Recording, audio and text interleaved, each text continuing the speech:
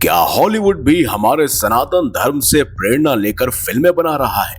हमारे ग्रंथों, वेदों की सच्चाई और उनके थोड़े थोड़े अंश का जिक्र हॉलीवुड हर बार क्यों अपनी मूवीज के जरिए करता है?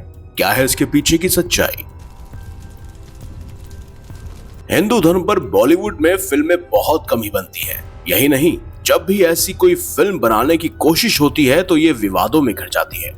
और इसके पीछे का कारण है सीधे तौर पर डायरेक्टर सनातन धर्म का मजाक उड़ाते हैं, जैसे कि तांडव वेब सीरीज जिसमें भगवान शिव का, और फिल्म पीके जिसमें हमारे सनातन धर्म का मजाक उड़ाया गया। सिर्फ यही नहीं, शुरू से ही हमारे सनातन धर्म को बॉलीवुड द्वारा नीचे गिराने की कोशिश की गई है, जिसमें ब्राह्मणों को अक्सर दलितों के खिलाफ दिखाना हो या फिर विलन का सर पर फिल्में बनाता है। वहीं दूसरी तरफ है हॉलीवुड, जो अक्सर हिंदू धर्म से प्रेरित होकर फिल्में बनाता रहा है और हमारे धार्मिक ग्रंथों और सभ्यता को बिल्कुल ठेस नहीं पहुंचाता, बल्कि यहाँ एक अलग ही लेवल की मूवीज तैयार की जाती हैं। कई फिल्मों में हिंदू धार्मिक चिन्हों का भी इस्तेमाल दिखाया जाता है।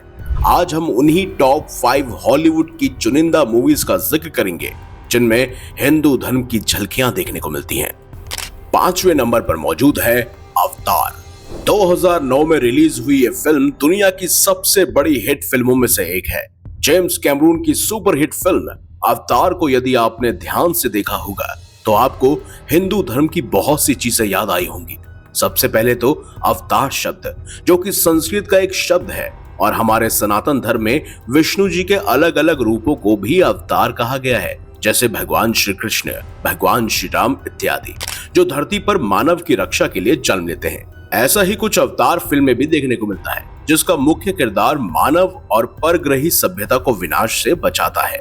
इसके अलावा अवतार का नीला रंग भी हिंदू धर्म से ही प्रेरित है, क्योंकि श्री राम और श्री कृष्ण भी सांवले रंग के थे।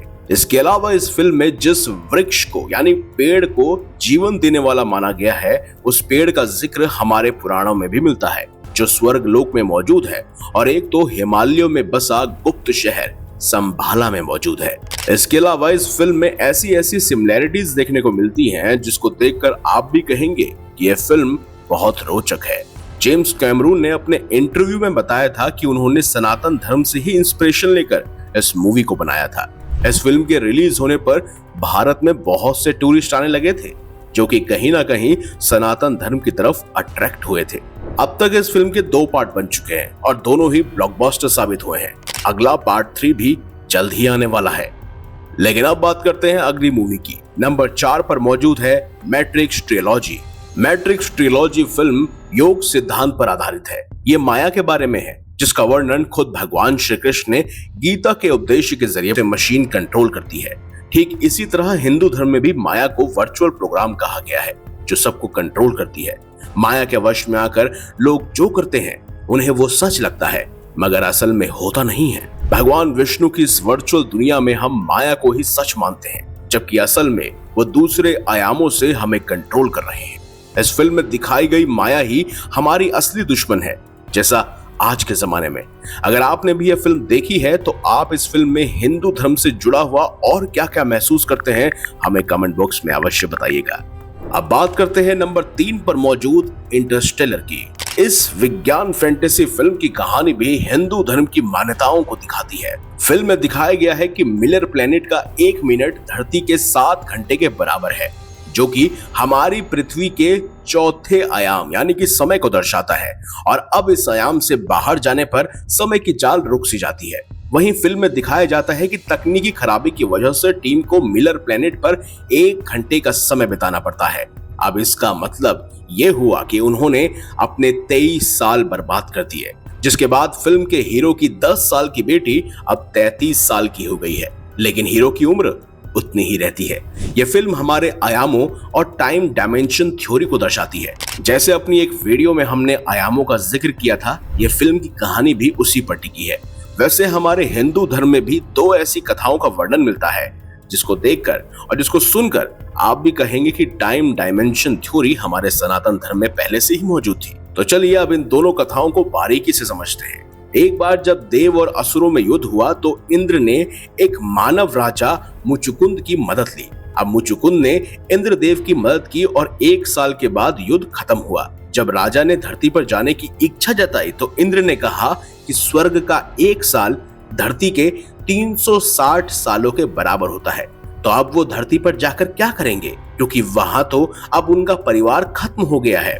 वहीं दूसरी कथा के अनुसार राजा रेवत अपनी पुत्री रेवती का विवाह के लिए एक अच्छे से वर को ढूंढ रहे थे।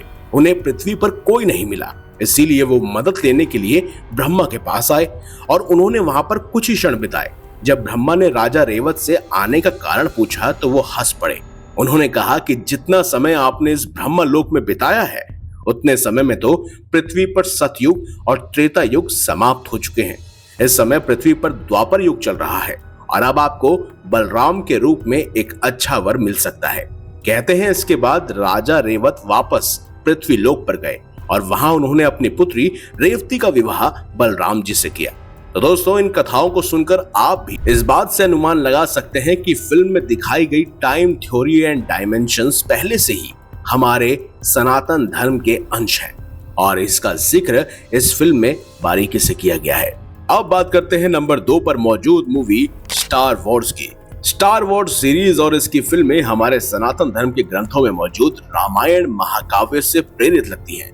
दरअसल इस फिल्म में दुष्ट वॉरलॉर्ड राजकुमारी लिया का अपहरण कर लेता है और उस वक्त राजकुमारी की चीखें एक मिस्टीरियस क्रिएचर को सुनाई देती हैं, जो उसके बारे में फिल्म के हीरो को जानकारी देता है। इसके बाद हीरो कुछ लोगों की सेना और एक ऐसा जीव जो आधा इंसान और आधा जानवर होता है उनके साथ जाकर राजकुमारी को दुष्टों के चुंगल से आजाद करते हैं। लेकिन उससे पहले एक भयंकर युद्ध होता है।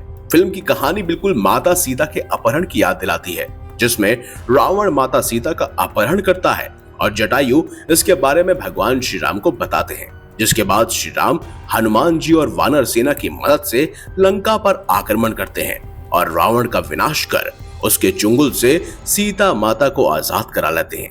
ये कहानी रामायण से प्रेरित नजर आती है। खैर, वैसे इसे रामायण कहना बिल्कुल गलत होगा, लेकिन हम ये कह सकते हैं कि हॉलीवुड फिल्म मेकर्स ने इस फिल्म की स्टोरी के लिए रामायण से जरूर प्रेरणा ली है। आपको क्या लगता है? कमेंट बॉक्स में हमें अवश्य बताइएगा। अब बात करते हैं नंबर 1 पर मौजूद एक आखिरी फिल्म की, जो है इंसेप्शन। क्रिस्टोफर नोलन द्वारा बनाई गई इंसेप्शन बहुत कमाल है, जिसमें दिखाया गया है कि सपने में कोई इंसान क्या क्या कर सकता है और क्या क्या उससे करवाया जा सकता है। सपने में कुछ लोगों को चोट लगती है तो दर्द असलियत में महसूस होता है, क्योंकि वो पूरी तरह से उस सपने में डूब जाते हैं। ठीक वैसे ही जैसे हिंदू धर्म में माया के बारे में बताया गया है कि दुनिया सिर्फ भ्रम है, ना कि सत्य, और इंसान जो कुछ भी करता है वो माया के वश में आकर ही करता है। माया से जुड़ी बातें खुद भगवान श्री कृष्ण ने गीता के उपदेश द्वारा अर्जुन को सच से रूबरू करवाया था। उनके अनुसार माया में रहना ही एक सपने में जीने जैसा है। आपको क्या लगता है, जिस दुनिया में हम अभी जीवित हैं, क्या वो बस एक माया है या सच? तो दोस्तों, ये थी 5 बेहतरीन फिल्में हॉलीवुड्स की जिनको हिंदू धर्म से प्रेरित होकर बनाया गया था। लेकिन इस वीडियो को खत्म करने से पहले हम आपको एक और फिल्म की क्लिप दिखाना चाहते हैं। Glory to Hanuman. दरअसल इस क्लिप को हमारे फिल्म सेंसर बोर्ड ने रिमूव कर दिया था, क्योंकि उनका मानना था कि यह सनातन धर्म को ठेस पहुंचाएगा, जो कि मेरे हिसाब से बिल्कुल गलत है। मार्वल की सबसे बड़ी फिल्मों में से एक ब्लैक पैंथर में ग्लोरी टू हनुमान बोलने से हम बहुत खुश होते या दुखी, इस पर आपके क्या विचार हैं? कमेंट बॉक्स में अवश्य लिखिएगा। अब आपसे एक दरखास्त है कि जब भी हॉलीवुड फिल्मों में हमारे सनातन धर्म को बड़ा दिखाया जाए या फिर उनका जिक्र किया जाए तो इनके काम की प्रशंसा अवश्य कीजिएगा। तो अगर आपको हमारी ये खास जानकारी या वीडियो अच्छी लगी है तो इस वीडियो को लाइक कीजिए, हमारे चैनल को सब्सक्राइब कीजिए और ज्यादा से ज्यादा शेयर भी कीजिए। तो मिलेंगे अगली बार एक नई खास वीडियो के साथ। अब तक देखते रहिए संपूर्ण ज्ञान का केंद्र बिंदु मिस्टीरियस हिंदू।